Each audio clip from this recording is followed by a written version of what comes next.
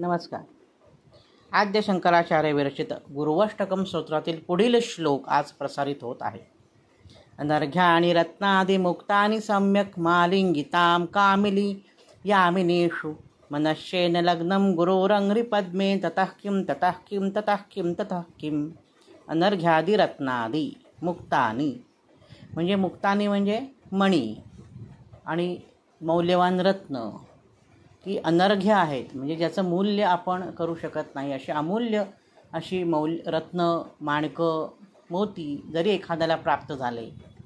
यामिनी म्हणजे अगदी चांदण्यात त्याच्याशी शरीर संबंध स्थापन करणारी अशी एखादी सुंदर ललना स्त्री एखाद्याला प्राप्त झाली, विलासी असलेली पत्नी प्राप्त झाली, हे सगळं अगदी आपण ज्याला भौतिक सुख म्हणतो ते समजा एखाद्याला प्राप्त असेल आणि एखाद्याला वाटत असेल मी खूप सुखी आहे, मला सगळी ही भवतालची सुखं प्राप्त आहेत, मी खूप सुखी आहे, पण खरोखर तो सुखी असतो का?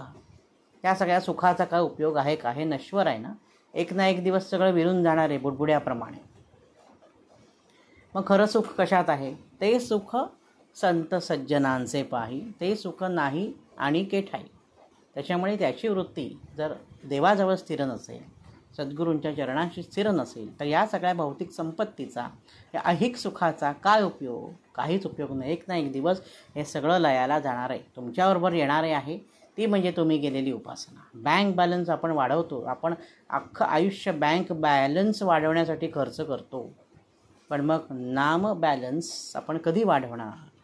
भक्तीचा बॅलन्स आपण कधी वाढवणार? आणि त्याच्यासाठीच ही सगळी संत मंडळी आपल्याला कळकळीने सांगत आहेत. आजच्या भागात इथेच थांबतो.